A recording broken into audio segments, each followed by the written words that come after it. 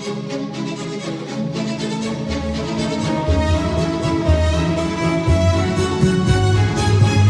live play.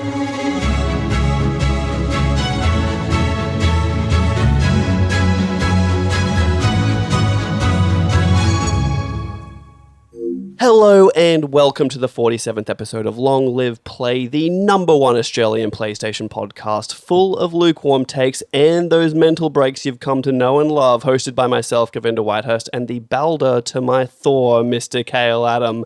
If you like what you hear, you can and should review us on Apple Podcasts or follow us on Instagram and Twitter at Long Live Pod. There's a link tree on both of those. It takes you to all the places, especially our YouTube channel if you like to watch while you listen, but it's not our faces, it's our gameplay, and that's good enough for right now. With that out of the way, Khayl, how you going? Govinda, I love every week to see your read of this intro, which is just so gloriously schizophrenic. It hits all the points, which I love, but then I never know what you're going to ad-lib and like what you're going to kind of give a little extra color to. And it's pretty exciting every week, I think. I like to think I'm really good on my feet. Like, I think quickly, and I think this is just as my weekly training, essentially, where I've got it written down in front of me and I don't look at it. I glance at it in the beginning, and then once I get my cadence, I go for it. And then I need to throw some stuff in there because I said at some point, I was like, you can watch it while you listen, but I was like, let's be really clear though. You're not watching us, you're watching the gameplay. Because on my feet, I was like, they're going to think they're watching us, but they're not watching us. What people don't know is that every week we enter this fucking crucible and we are tested just every time, just relentlessly. Our wits, our minds, our reflexes, everything has to be honed to a razor edge. And I think we exceed even those lofty expectations every time. We exceed someone's expectations, surely. I don't know if we exceed all expectations. Thankfully for me, expectations have always been quite low. So I feel like true. You know, Well, that's why I said, like, my expectations, it's exceeding mine, because, again, quite low there as well. But then there's other people who just assume that, like, we make money or something off this. Oh, God, no. God, no, like, we lose money. Whoa, this is running at a definite loss right now. Oh, yeah. It's okay, all right? I mean, like, it's not exactly making me destitute or anything, but yeah, this is a slight cost to this. Essentially, what I'll need from you, Khayl, is now that you're back on the scene, you know, spitting out Call of Duty Warzone build guides, because obviously you're such a huge Warzone guy. Thank you. Yeah, I'm an expert, actually. Yeah. You're an expert on Warzone and Nicolas Cage, so I'm really glad to have you on the podcast this week. What Govinda is failing to properly credit is that I have made a glorious comeback to the world of games journalism. I have published 2 new articles this week. One on my beloved twinfinite.net, the scrappy upstart website that gave me my start in the industry, Govinda, and another, a little indie website called IGN.com. You ever heard of that one? No, I can't say I have. I have, actually. I would call it the graveyard of gaming journalism, but continue. Jesus. No, it's actually like, because we cannot be serious here or show any kind of what's the word I'm looking for? Not twee, not enthusiasm, honesty? Positive reinforcement? Yeah, because we cannot show that, because that's weakness for the other, and the other will pounce upon it. I've actually been reading IGN for 20 years, and it's pretty fucking awesome. I've wanted to publish an article there my entire life, basically as long as I've been playing video games. Unfortunately, it wasn't a video game article that you posted. It wasn't. Hey, no, your name is on the website. You know, the name's on the website. The byline is all that matters, but it was about Nicolas Cage, which is kind of funny. Yeah, so if everyone didn't know, Nicolas Cage turned down a lot of roles, including roles in Lord of the Rings and The Matrix, so he could stay home with his kids. And if you want to know any more, you can read about it on IGN.com. I did just give you like the too long didn't read, so feel free to not do that. But if you do want to go over there, feel free to. Just search Khayl Adam. It's interesting though, because we've been able to talk shit about, you know, just the industry in general for almost a year now, and now it's like I am amongst God's chosen again, Govinda. I'm one of the chosen few, the the gaming press. You The have a real elite, God if complex, you will. don't you? No, you're the one with the Messiah complex. We talked about this. Listen to I've how already you're speaking. diagnosed you with it. You've blanked it out. You weren't even listening to yourself when you were talking to It's Sen. because I think when I really think about it, I struggle to be serious about these things. I need to demean it, undercut it by over exaggerating. Yeah, I was going to say undercut. You mean over exaggerate so much that people think it's a farce. I don't know if people even believe that you do that, to be totally honest. I think assume that you're lying now. No, it's fun though. It's cool to be doing it again. It gives me another reason to justify all the time I spend playing video games. Like by taking away so much of your time and now making you unable to play video games. Like today, I got to drop back into Elden Ring to capture some gameplay and get screenshots so I could write a guide. And that was just a reason for me to spend half an hour dicking around in Elden Ring, really. Dude, Elden Ring guides, I'm on board with that. That's pretty chill. Oh, yeah, no, look out for it, dude. It's scheduled. It's not published, but it's scheduled. What's the guide for? Can you tell me? Do you actually want to know? Do you actually give a shit? I'm just intrigued. What's it about? There's an incantation called Fire Grant Me Strength. It's one of the Fire Monk incantations. Like the fire cleanse me. Yeah, it's the other one. It boosts physical and fire damage by 20%, and you can get it in Khayl at Fort Gale, which is in the southernmost. Physical and fire? Yeah, by 20% for 30 seconds. It's actually pretty clutch. Oh, 30 seconds. Oh, I need it for longer than that. Anyway, this is not about our podcast anymore. We're not going to keep promoting these websites. In fact, I refuse to until they promote us. So this is the first and last you'll hear about Khayl working at Twinfinite and IGN until you see us on their front page. Did anyone else just get like a fucking shiver through their whole body when he said that, or was that just me? I think it was just me, but that's fine. Dude, that's fine. I think you're having a stroke, bro. Can you raise both your hands for me? Oh. Okay, you're alright for now, but sketchy for sure.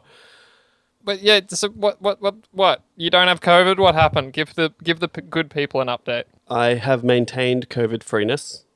Beautiful. Unless I get COVID in the next 24 to 48 hours. The wedding's still on, so I'm still going to the wedding. It's going to be mighty fucking cold. I just went to get a shirt dry clean because I finally got out and could go outside to get the shirt dry clean. I was like, can I get it back tomorrow? And she was like, no. I was like, God damn it. I've never had anything dry cleaned. I don't know what is that like controversial for you to ask for that? I would have expected that, but I don't know. I didn't know because I don't really take too much to the dry cleaner. When I do, I'm just like whenever and like it's whatever. But now I'm on a time crunch and I need it back by tomorrow because I fly out the morning after.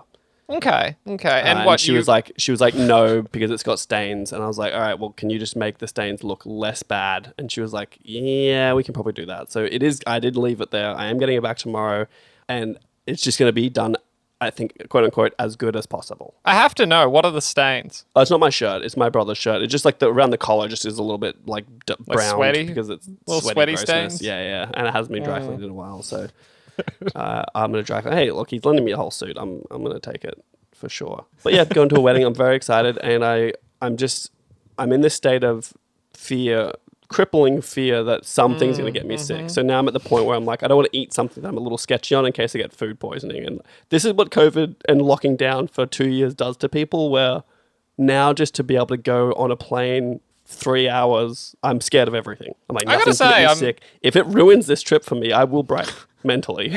I'm pretty jealous. I wish I was going down there. It sounds like a good time, but I guess my invitation got lost in the mail. No, you're just not friends with them. Yeah, I guess not. I probably haven't seen either of them in like 5 years or something.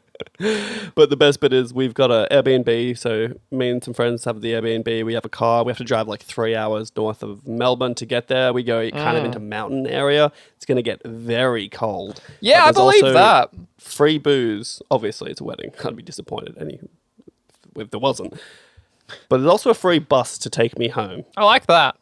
So no one needs to be designated driver. Everyone's getting lit. It's going to be a good old time. Remind me, it's just, obviously the wedding's just on one day. How long are you down there? Leave Friday morning. We'll drive not most of the day. Maybe we'll do like a little road trip and stop a few stops along the way. And then the wedding's on Saturday and I fly back Sunday afternoon. So not long. A fun little fact, someone else, a mutual friend of ours that is going, they can rename remain nameless. I know for a fact that they have a medical marijuana license and they will be legally transporting weed probably on the flight you are on, which blows my mind in Australia. Most likely not the flight I'm on, but maybe the flight that friend of the show, Sean, his partner, are on. So my brother used to work for Virgin. And when he took voluntary redundancy when COVID kicked off, they gave him, I think it was 10 years of staff travel. And so I'm actually flying business class staff travel return, which is pretty no big deal.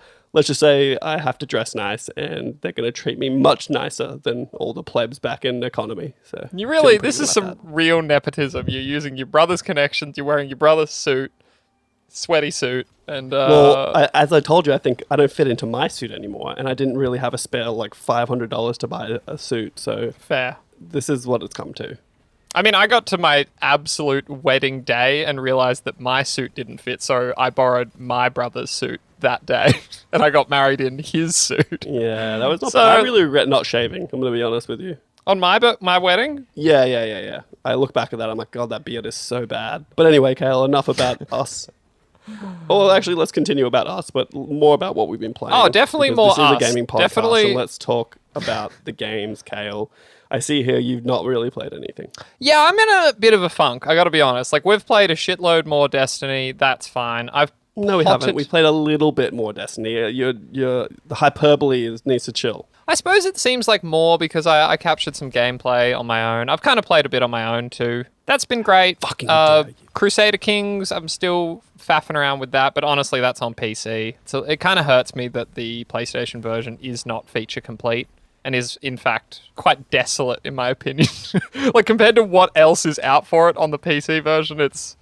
Anyway, that's a fun thing. And yeah, I don't know. I got nothing at the moment. Nothing's really calling me. I'm just broken inside. I'm like watching Netflix, which I never do. I know, it's pretty grim. But what do you got? Are you playing anything? Actually, I guess I should say I'm hoping to find something like over the weekend. I want to like try and sit down. I keep telling myself I'll play Sekiro. It doesn't happen. I just don't get there. Yeah. I wouldn't. It's too painful. Yeah, I am interested by Tiny Tina. I just know that it's going to be on an aggressive sale soon. So the longer I can hold out, save a few pennies. Yeah, it's pretty bleak out there. This doesn't happen I'm like, is it time to go back to Persona? Like, that's still sitting there. That's always my dead time game. I just get through like one more palace and I slowly inch towards it. But yeah, we're getting to that territory. But have I got a game for you, Khayl? And I think you'll like it. Maybe you'll hate it. But I've been playing a little game called Nobody Saves the World. Because our PlayStation accounts are intrinsically, almost sexually linked. I know that you only downloaded this today, so how much have you really played? I probably put in about 4 hours. Okay, actually that's more impressive than I was expecting. maybe not four, but I put in a decent amount. Look, if you start playing it, I'm level 14 or something, so I've moved along. Now, Nobody Saves the World is a game by Drinkbox Studio. They've done games like Guacamelee 2, and they also did Severed, which was relegated to the Vita, and eventually I think came to iOS and Android at some point. I think it even came to console eventually, but it lost the touch controls. As far as I'm aware, it couldn't come to console, so it never did. So I think it was only Vita and iOS and any touchscreen devices. That was the last game that the PS Vita was ever made specifically for the PS Vita. Yeah. Everything else was like ports or something like that. And after that, the Vita was just left to die in the wastes. It's funny how, like, you try and games journalists or people in media try and say there is no, like, bias, but I will always have goodwill for Drinkbox Studios because when we had our last garbage podcast, they were literally the only developer that ever sent us codes. 4-7. Yeah, honestly, and it was so nice. It was like such a good feeling. We literally got a review out like, it wasn't day of. It was pretty close though. Yeah, no, I think we hit the embargo. Like, we were pretty buttoned up. We were very excited because someone was actually dealing with us. It was like... And I think the YouTube video that we posted actually got views day one because we were probably one of the few people who actually reviewed the game.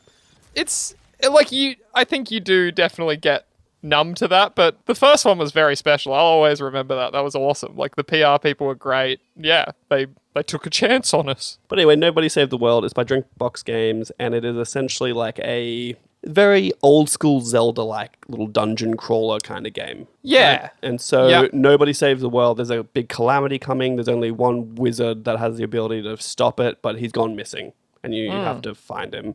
And his little apprentice is there, and he's a little dweeb, and you steal his wand, and you are a nobody. So if you look at the cover, you see like a little white ghost little dude with empty eye sockets, and with the wand, you have the ability to transform into new forms. Yeah. So the first one you get is a little rat. He has different abilities like poison, whatever. And essentially there's like bludgeon, poison, light damage, and piercing damage. And different enemies will have different, what are they weaknesses? called? I don't even know. Like, it's a weakness thing. It'll have like a little icon of a sword, so you know it needs to be piercing damage to break that. But once it's broken, you can then use anything to damage it. And it's just a lot of going through dungeons and using special abilities to get through places. Like, I just unlocked a mermaid form, so now I can swim through water I couldn't swim through before. It's very much like a little Zelda thing, but it's very fun, and I was having a great time. It really reminds me of, I've just seen like a bit of gameplay now. It really reminds me of like, did you ever play Wonder Boy? Like those old games? They got a re-release. I know them. I don't think I ever played them, no. It was a similar thing. You'd get like different forms. You'd get like, you know, the fucking fish form, and you could use that to progress. And like, they were just 2D platformers. This kind of reminds me of like almost Enter the Gungeon or Isaac, like that kind of. It does. The difference is it's almost, and I was trying to think about this before the show of whether I would prefer it or not, but it's not a twin stick shooter. Oh, it looks like one. It definitely looks like one. So all your face buttons are abilities, and you are using a D-pad or I use the D-pad. You use the stick, and you can aim it, and it's only across the two axes, like up, down, left, right. You can't go diagonally. But if you hold R2, you lock it into a strafe. So if you can, that's kind of how you deal with it. But the way you do all your leveling up is really interesting because each form that you have has a grade. So A, B, C, D, F. No E, for some reason they skip it. It's like school grades. Huh. And if you get if you have one of your forms to a C, you'll unlock another form. And then if you unlock that same form to a B, you'll get another form. And so that's how the tree kind of branches out. But then also the way it levels up is your base form, like your nobody form has a level, and that's just your base level. Just all your stats go up every time you level up. But then each of your forms have their own levels. They have their own quests that come up. So like use this ability 5 times, kill 8 enemies at once with this ability, and you'll get experience towards the form and not towards yourself. It's very interesting. It sounds complicated, but it's actually really cool. And then it really reminds me of like Final Fantasy Tactics, where you would like level up your different jobs. Much so, yeah. Yeah, like and it's that even to the point great. where you can cross-pollinate, where you get a way that you can add one of your other form abilities to a different form. So like I can add my archer's rapid shot to a rat. So my rat then has piercing and poison damage. So if you come up into a dungeon where you're like, okay, I've got enemies that need piercing to break, but I need to poison them, like you can kind of figure it out that way. It's more challenging than I was expecting it to be. And a lot of the times I'm literally pulling a whole horde of enemies and just running away. But I do have a slug that drops a trail that slows them, and then it does extra damage to things that have status afflictions on them as well. So there's a lot going on. It's really fun. I've been enjoying it a lot. Did you say it was co-op? It is co-op, and that's why I said this is the game for you, Khayl. It literally, every time I got into a dungeon, it says P2, press start. Okay. So I think there's online co-op as well from the main menu, but it looks like local co-op is there too.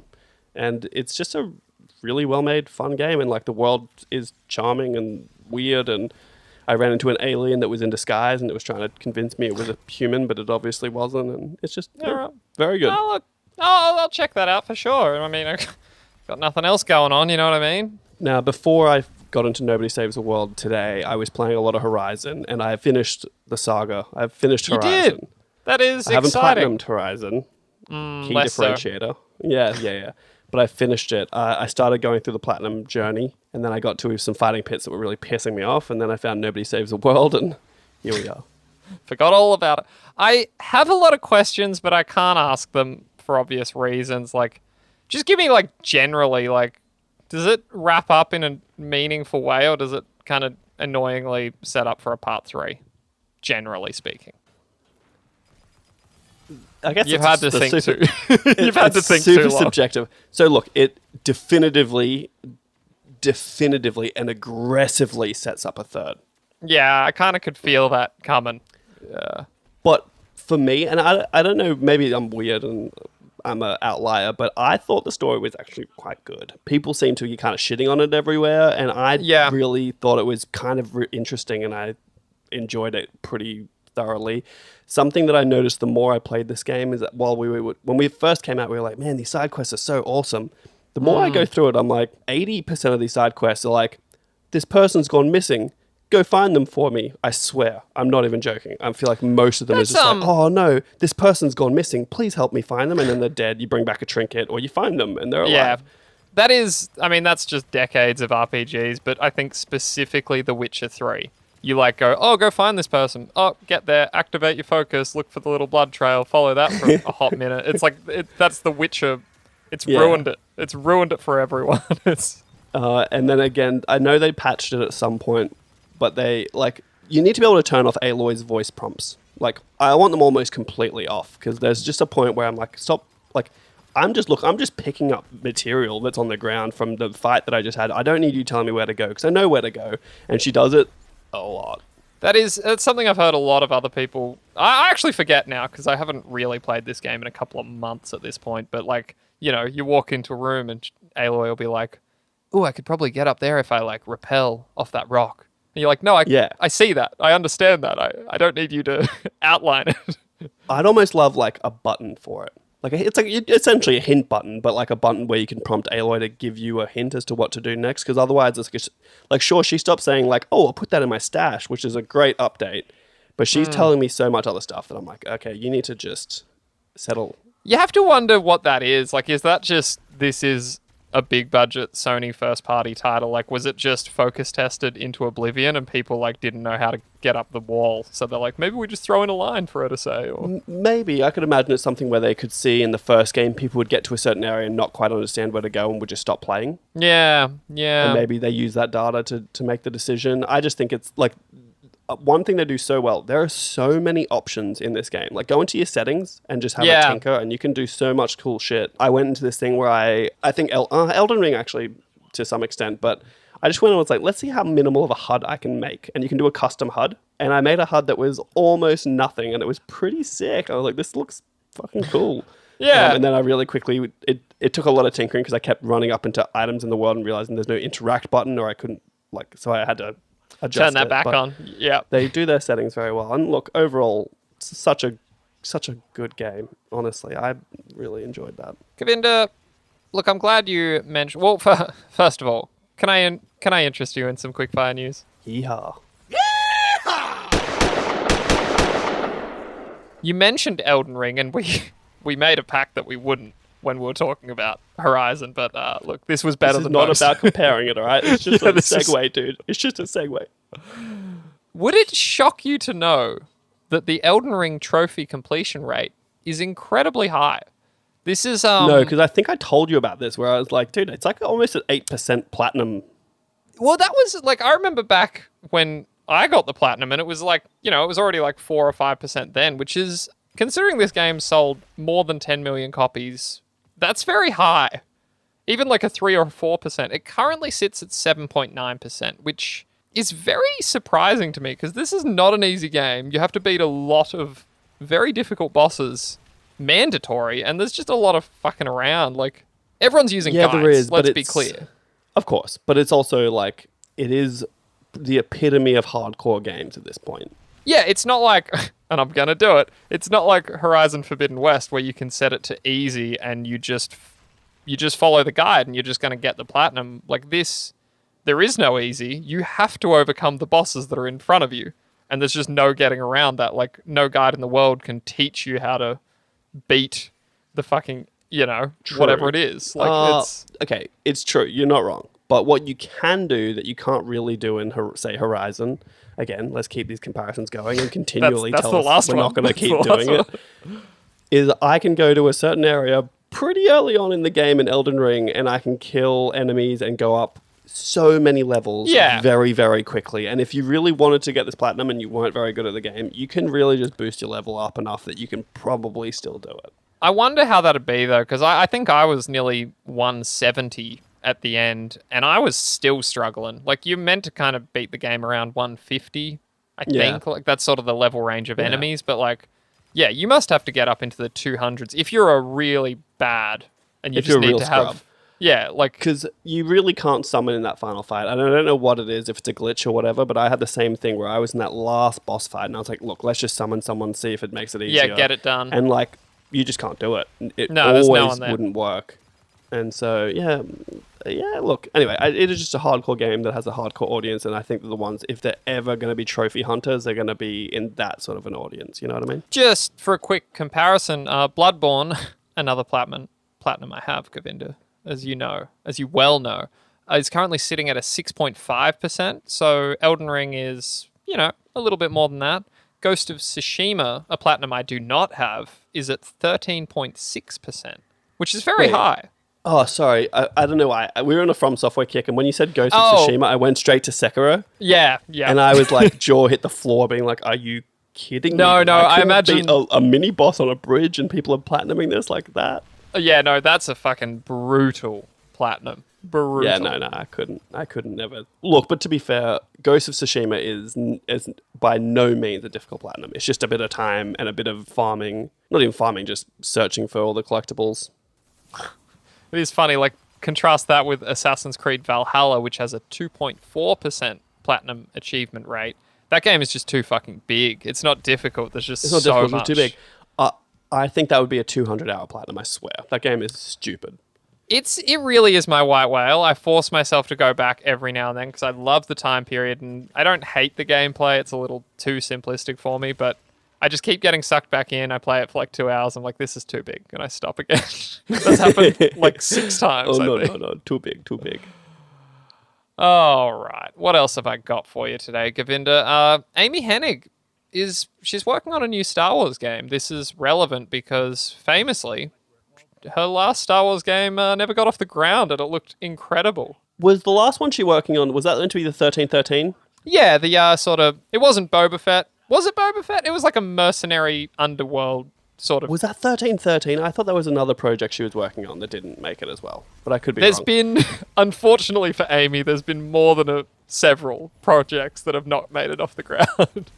Now, there's a few things to note here, is that she's not a game director anymore. She's now the president of the game studio for Skydance New Media, which is essentially a film production company. Interesting, yes. So the only 2 games that Skydance Media has made is Archangel, which I've never heard of. For some reason, I want to say it's a VR game, but I don't know that for sure. And The Walking Dead Saints and Sinners. Yeah, never played it. Yeah. So, look, I just thought it's worth mentioning that she is the president of a studio that doesn't really make games, but it is important to note that EA no longer has their 10-year agreement with Disney. So that's why I assume it's branching out from EA and it's going to someone else. And maybe that's for the best because EA botched their 10 years they had with Star Wars releasing 2 games. Like, what was it? The Force Awakens. Oh, Not Force Awakens. Star Force Wars. Unleashed? No. They're the old ones. They're the old ones. My brain is melting. Fallen Order. Oh, God, of course. Yeah, So, the new one. While EA had 10 years of Star Wars, they made Battlefront 2, which was honestly egg on the face of Disney because it tough. looked predatory in its microtransactions and pay-to-win schemes. And then they have Jedi Fallen Order, which is critically acclaimed, but personally really didn't enjoy it at all. Yeah, it's so funny, Battlefront 2. Like, that's one of those games where I just convinced myself that it was good. I think I had a pretty good time. I certainly played it for a while. Like, I don't necessarily have such a negative association with it. I never beat Fallen Order, though. Maybe that's something to look back into. I just couldn't do it. I just found it really, like, I don't know, the way the character controlled was super clunky and I would die and it was meant to be kind of a Dark Souls-ish Star Wars, right? But at least in Dark Souls, when I died, I was like, I can learn from that. I did something dumb.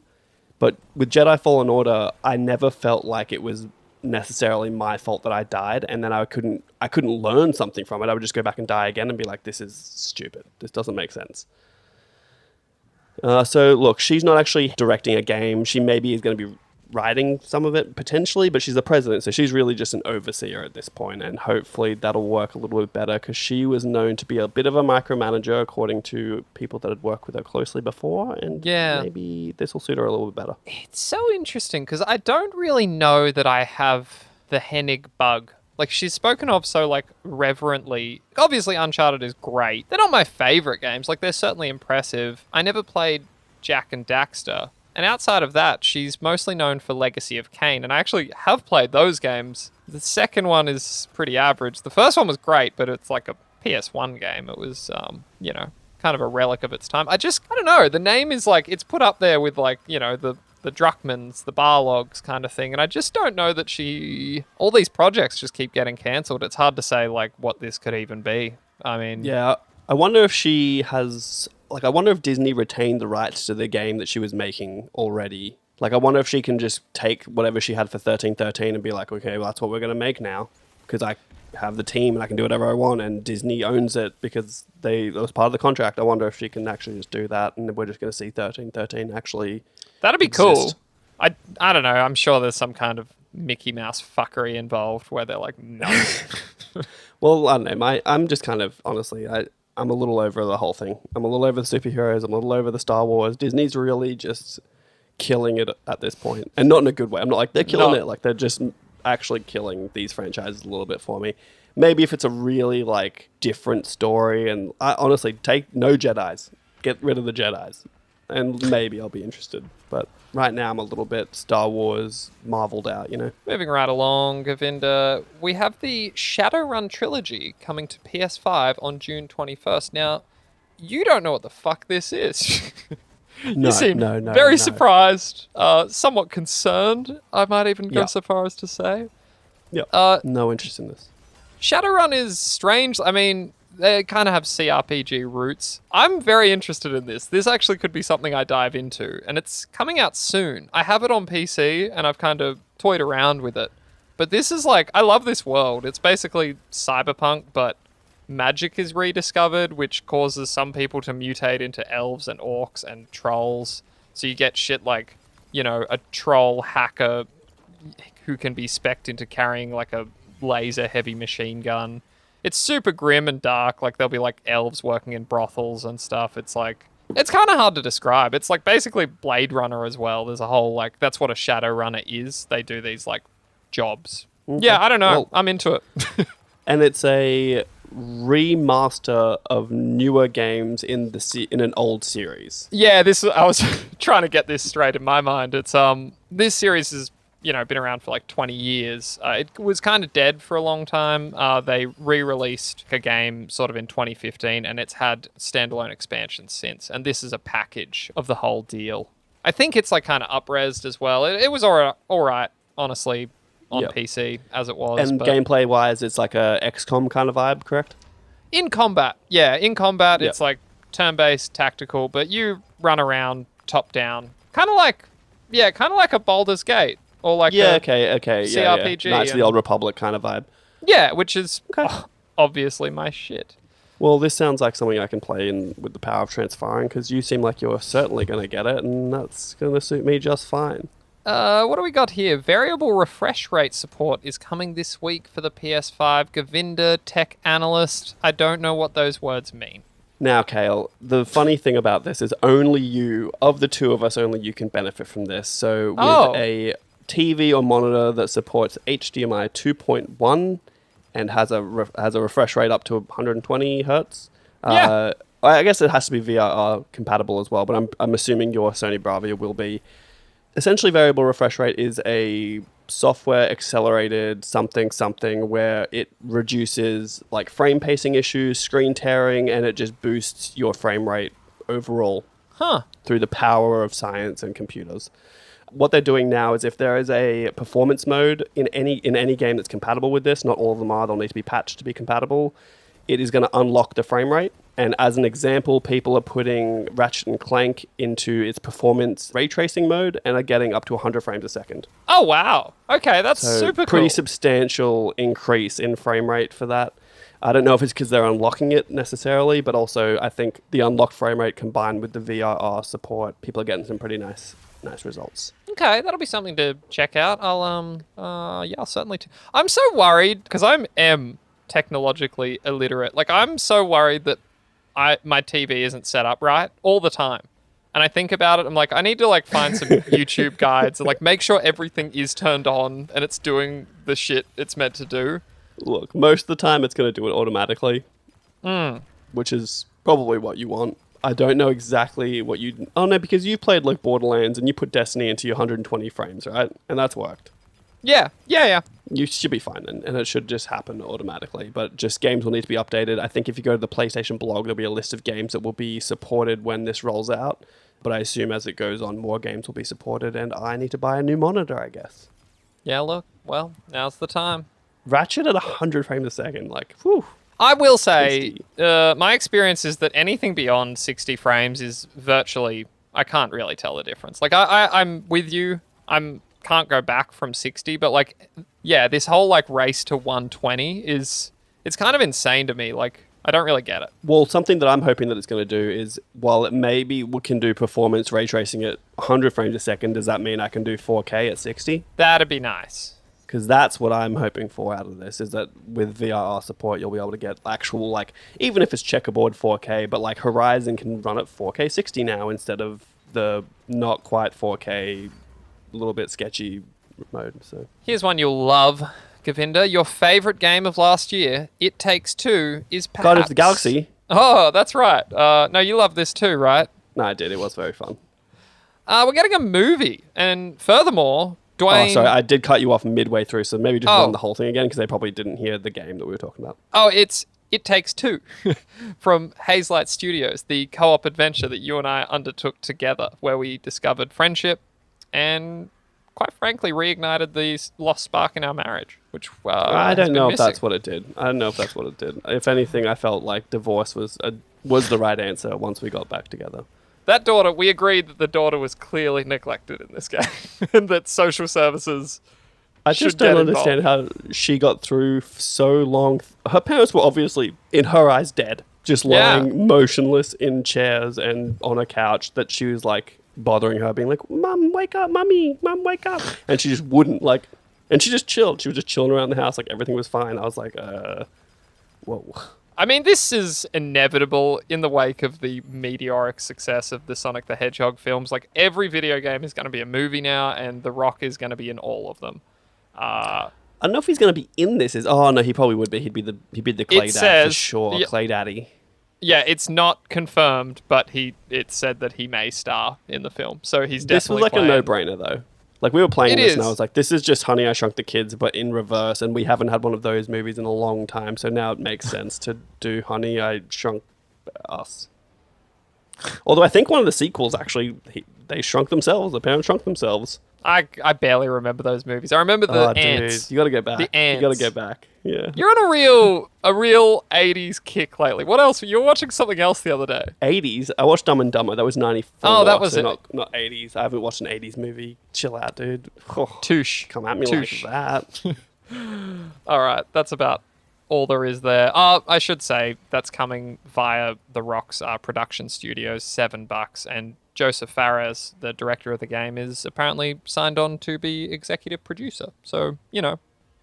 Govinda, Tales from the Borderlands is getting a sequel. Now, I don't know if you played Tales from the Borderlands. Of course I did. It was great.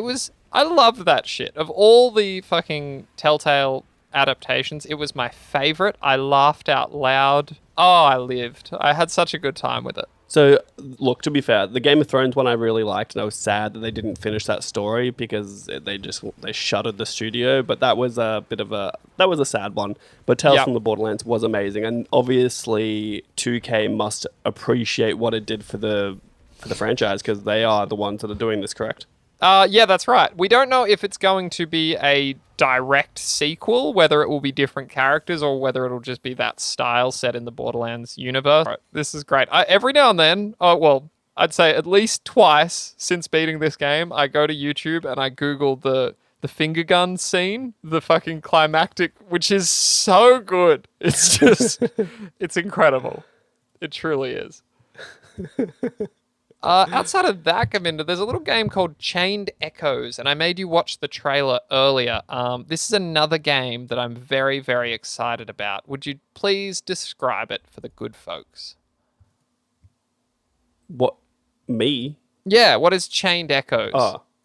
Anime characters, turn-based combat, sprites, looks kind of like a Chrono Trigger vibe.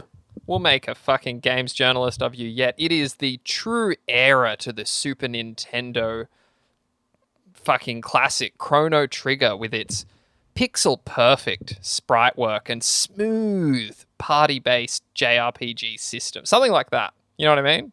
You're just like... Turn-based systems. You know what I mean. That's what an editor's for. They catch all that garbage. You know what I mean? Okay. Sorry, my bad. Anyway, I didn't really understand what. This was not really on my radar. I literally saw someone share it on Twitter, and now I'm really excited about it. Go watch the trailer. It's called Chained Echoes. Can I play it on Vita? No, the Vita's dead, my friend. Dead and gone. Are they releasing games on Vita anymore? No, it's fucking really grim. That's if you ever sad. go on that Vita store. Part of me wanted to get one the other day. Where I was like, I just want to buy a Vita, but I don't really. You know what I mean? I'm looking at mine right now, and you know what? It looks good. It looks good.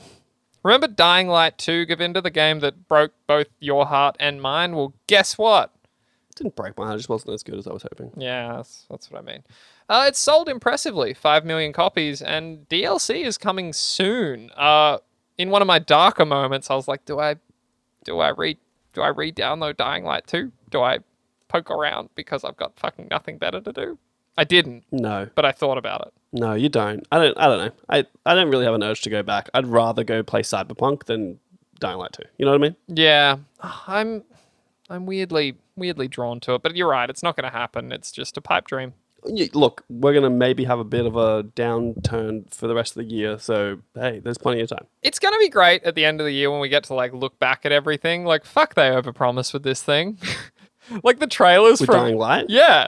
Like the trailers and like, you know, the fucking your actions will have consequences. Like the consequences are so ridiculous. Like maybe traps will appear instead of fucking zip lines in a neighborhood. That's the consequence. Don't you get different quests? I'm pretty sure you get different quests if you side with different factions. Yeah, we did talk about it, but it's minimal and the quests are garbage. So what's it really matter? Like they're so poorly written. So that's not good. At least it was dumb fun though. It's fun to beat a zombie's head in. Look, I just think the parkour system is really fun. That was good. It's crazy. That was good too. And finally, we have the release dates announced for PS Plus Premium. What are we calling? Is that what we're calling it? Just generally? It's very confusing to me. Well, on this podcast, we're going to continue to call it PlayStation Plus Plus. Of course. Now, I forgot about that. The thing to note about this is that we don't know when it's coming out for us because we don't know what market we're in and we are not specified explicitly in this post. I don't like that. Sometimes we're thrown in with Asia. Sometimes we're thrown in with Europe. It's very confusing. Well, our PS Store is Europe. Yeah, that's right. But we are in Australasia. But so generally, it's in terms of like rollouts, it's like New Zealand, then Australia, then it like moves to, you know, Japan and other regions. It's hard to say who we fit in with. So right now, Asia markets excluding Japan, it's going to be May 23rd. That's a targeting anyway. Japan itself will be June 1st. America's June 13th. And Europe is June 22nd. The annoying thing is that PlayStation Australia tweeted this out with no information about any pricing or anything for Australia. But Press Start seemed to get the information that we all were after, and the Australian prices are listed as such. For PlayStation Plus Essential, which is essentially any PlayStation Plus that you have right now, is exactly that. I think it's staying the same at $11.95 a month. For the PlayStation Plus Extra, which comes with the 400 downloadable PS4, PS5 games, that's going to run you $18.95 a month. For 400 games, not too bad. Extra $6. And then we have the Australian PlayStation Plus Deluxe, which is important to denote the Australian because things are a little bit different for us down under. So that comes with everything all the other ones have, plus PS1, PS2, and PSP classics, and that comes at $21.95 a month. One thing to note, which is very important, is Australia, for some reason, will not be able to stream PS3 games. It's so ridiculous. I mean, like, I feel like the outrage just as a knee-jerk reaction, because honestly, I'm still not sold on even getting this, but why is it? What is it about us that we cannot have that? Why? So I think that they're probably alluding to our poor internet infrastructure, but that's just I don't think that's accurate anymore. Like, I just don't think it is.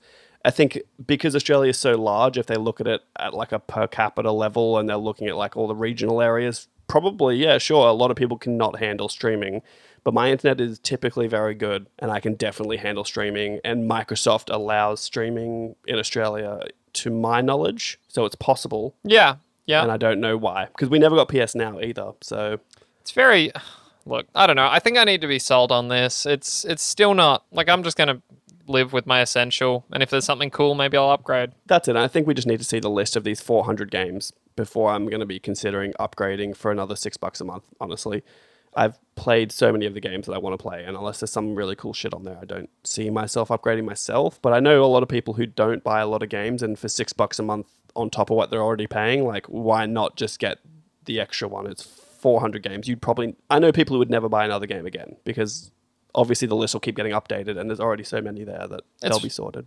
It is, I gotta say, it kind of surprises me that, like, that for Asia, this will be out this time next month. That's sooner than I expected. Yeah, surely they're going to have to release the list of games at some point in the near future, so hopefully that'll be in the next coming weeks.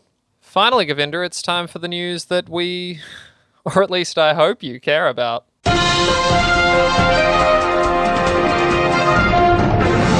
God of War Ragnarok is a game that is constantly in the news, but one we know desperately little about. Just this week, on April 20th, we passed the 4-year anniversary of Sony Santa Monica's God of War reboot. Some thought this occasion might be a good time for the studio to give us all a release date on this highly anticipated sequel. Instead, we got this. Creative director Cory Barlog released a short video that basically thanked fans for their support and said that, quote, "It's not ready to be shown yet," end quote. Gamers, being what they are, freaked out. Animation director Bruno Velasquez took to Twitter to clarify that Ragnarok is still slated to release in 2022, so we are ultimately right back to where we started. Govinda, did this... It just happens all the time. Cory Barlog, he comes out here, he says it's not ready to be shown yet. Everyone takes that to 11. They're like, this game is in development hell. It's never coming out. We're never going to see it. What are your feelings on this? At this point, I'm kind of sick of hearing about it. I kind of wish he didn't do this. People went crazy, especially because he deleted his Twitter, or at least took his Twitter offline, so everyone's like freaking out. And I'm like, okay, well, maybe he's just busy and he didn't need the distraction of Twitter while he's working on the crunchiest crunch of this game right now. So... he's also, if I'm not mistaken, he's not the director of this game. I think you're right about that. I don't actually have that right here. I believe you're right about that. He's kind of working on whatever is coming next. And, you know, obviously he's involved, but maybe not as much as during what I'm now going to call God of War Part 1. Yeah, so the game director for Ragnarok is actually Eric Williams, so I think Barlog has moved on to a new IP that apparently they're making, and they've separated the team, if I'm not mistaken. So obviously he's kind of the face of the franchise, but he's actually not the one who's running it right now. If I remember correctly, when God of War came out last time, they didn't really give us a release date until like 3 months before the game came out, and I'm not going to be surprised if they repeat that this time. That's what they keep saying, is that when it's ready to be shown, they're going to show it. So my understanding to that is once they show it, it's basically complete. Like, we're going to be getting it pretty quickly. That's kind of my thinking too. And I believe last time with the God of War in 2018, they were saying the game was not running well and not complete up until a few months before it released. So I think they really used that polish time wisely to get it ready to go before it came out. So look, I'm not super worried. And the animation director is a relatively high up role, and obviously their job ultimately will be mostly done by now, I'd hope. Like, animation should be relatively locked. And if they're telling us that it's going to come in 2022, I feel like they're a pretty good source that it's going to be coming in 2022. Yeah. Gut feeling is I think it's going to be out this year. Shout out to... we just crossed over, you know, we didn't actually get to work together, but my almost colleague, Alana Pierce at IGN, yeah, you know, there was a bit of a crossover there. We didn't actually, you know, get to collaborate or anything. But she's she's working on God of War Ragnarok as a writer, and I just think it's a fun bit of trivia. She's from Brisbane. She lived she is. where you are, Govinda. Isn't this a She's a small local. country? A small, tiny town? Let's get her on the show. Ah, she'd never go for it. So look, I think my gut feeling is this game is definitely coming out this year. I know I make jokes about it getting pushed to early 2023, which, look, it's possible for sure. But I think they're a good studio, and I think they'll squeak it out. It's going to be such a grim year if it doesn't. Like, this really does need to be the big end-of-year fucking tentpole that just brings us home, because otherwise, I mean, you've included this helpful list of games yet to release, and it's pretty bad. I mean, there's good stuff. It's very bad. There's good stuff in here, but it's separated by months. Like, eventually, like, I'm looking through, I've got a release schedule here for PS5 games to come out this year. let's take a little bit of a look at it. Like, for me, May, we'll go month by month. I would probably check out Trek to Yomi and perhaps Salt and Sacrifice. I liked Salt and Sanctuary. This is the sequel. Yeah. But that's I know it. I don't know Trek to Yomi, but I know Salt and Sacrifice. It wasn't for me. It's a 2D platformy Dark Souls, essentially. Trek to Yomi is that black and white samurai game that's kind of been getting a bit of play. Oh, no, that does look interesting. Yeah. I'll definitely wait till you buy it and then steal it from you for sure. June, we have The Quarry, which we spoke about. That's the Until Dawn successor. I'll definitely I'll play that. True. Look, and honestly, even Sonic Origins, I'm kind of intrigued. I'm going to wait for reviews for sure, but I'm open world Sonic, I'm kind of interested. If it's anything like Mario 64, that could be sick. June, there's nothing. There's 2 games listed. Neither of them are interesting to me. No, they're tentative. So June is The Quarry. Oh, sorry. I see. Yeah. You're right. And then June tentative is below that as well. July... There's an Nope. F1 game. Do you like that? My brother certainly will. F1 22, I won't buy it myself, but look, I like F1 outside of playing games. My problem with F1 20, any like racing game, is I don't like playing on a pad. And if I had an actual like steering wheel set up, I would probably sink disgusting amounts of hours into it. Look, But I don't, and I won't. You know what I mean? moving into August, and like, fuck, that's like 3 months away. I don't. It can't be right. This can't be a complete list. It's saying like in July and August combined, there are 7 games coming out. I believe it. For August, I'll check out Soul Hackers, and weirdly, I'm kind of interested in this 2 Point Campus after your brief foray into the world of managing dinosaurs in a dinosaur park. This looks great. It's like a university. You set up a uni. I could be into that. It looks all right. Soul Hackers is fucking vaguely Shin Megami Tensei related. I'll probably play it. It's Atlas. It's gonna be all right.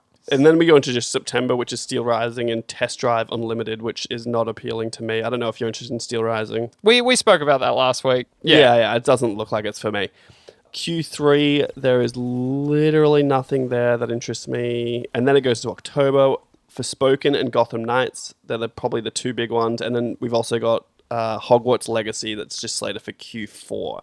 Sonic Frontiers is meant to come out this year, and that's the open world one that kind of looked cool. Oh, that's the open world one. Okay, never mind. Yeah. What was Sonic? What was the other Sonic one? I believe that's Origins. a collection of not remakes, remasters. Okay, I take it all back. Everything I'm interested in is from October and beyond. Oh, here's the good stuff, by the way. We have 2022 tentative, no firm dates. Here we have stuff like Plague Tale Requiem. I'm in for that. Chernobylite looked decent. We have Final Fantasy 16. I doubt that's happening.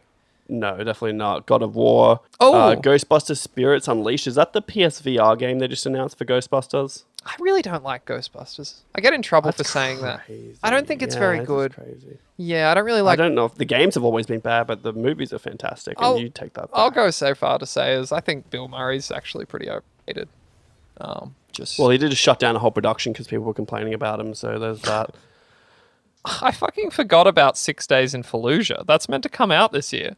After all the hullabaloo it caused, that's meant to come out this year. Dude, I'm actually looking at this list and it's actually really depressing. So hopefully some of these games start getting announced, but really for the next 4 months, there's going to be almost nothing to play. We're gonna be playing a lot of Destiny. is what is what I'm seeing here. We should have waited. We should have waited. We should have waited. I mean, we've still got plenty. Cyberpunk, here I come. You can finally finish Persona 5. Fuck yeah. It's going to happen. No, it's not. Who knows? Govinda, get me the fuck out of here. I'm starving. This has been episode 47 of Long Live Play. I've been me, Khayl's been him, and this is us being real sad about the next 4 months of no games to play. I've blown my wad too early in the year, and so's Khayl, and all we've got left is Dregs. Forspoken to look forward to. Yeah, that's Just really quickly on Forspoken, didn't someone from Square Enix come out and say that they have accepted that they need to stop trying to make Western games and they should just stick with what they know? Yeah, that was actually a story I thought about including. I believe it was the president of Square Enix, and he also doubled down on NFTs in gaming, which is just about the most toxic thing. But does it? I was thinking about it. Pretty much just as we said that, but Square Enix is doing Forspoken, correct? Yeah, they're publishing it, I believe. I feel like him saying that was a direct shot fired across the bow of Forspoken that looks very much like a Japanese company making a Western game. It's true. It's I don't know. People. That's actually a really interesting interview. If you read into it, like what he says, like he basically admits that Japanese developers aren't. It's not that they can't. It's just that when they try to ape Western designs, it kind of falls flat, and that has been true. Like, you know, something like Final Fantasy 15 is not The Witcher 3. It's not Fallout. Yeah. Like it's like they're not good at doing Western games, so they should just kind of stick in the wheelhouse that they know and they're good at. And that's the thing. He's like, there's no reason to try because Japanese games are incredible in their own right. Like they don't need to be Western. In fact, it's better that they're not. It's better that they. I don't know where I saw it. It was something like that because the Japanese market used to be so big that then they would make Japanese RPGs. And then when they saw that the Japanese market was smaller than China and the US, then they started shifting into making like more Western style games. Yeah. Without realizing that there are so many fans of JRPGs and stuff in those countries anyway, that they could just keep doing what they were doing. That's a quick aside. Anyway, that was literally right as we were checking out. I love that. Love that quick aside in the closing seconds. Little quick aside in the closing second. This is why you need to listen to the end, because this is where you get the fucking meat and potatoes, you know what I'm saying? Follow us on socials, @LongLivePod. Linktree's in there for all the other ones. If you just need to find us somewhere, and you can find us everywhere, you know what I'm saying? I don't know what Khayl's playing this week on the YouTube, but it's probably going to be Destiny based on what he told me just about an hour ago.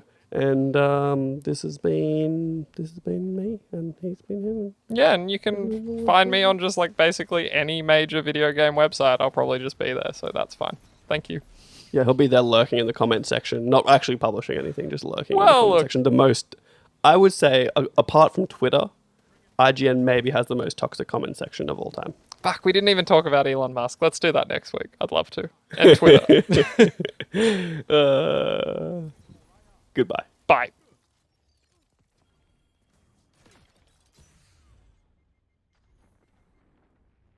You're a wall around those zones. Take that iron will beyond the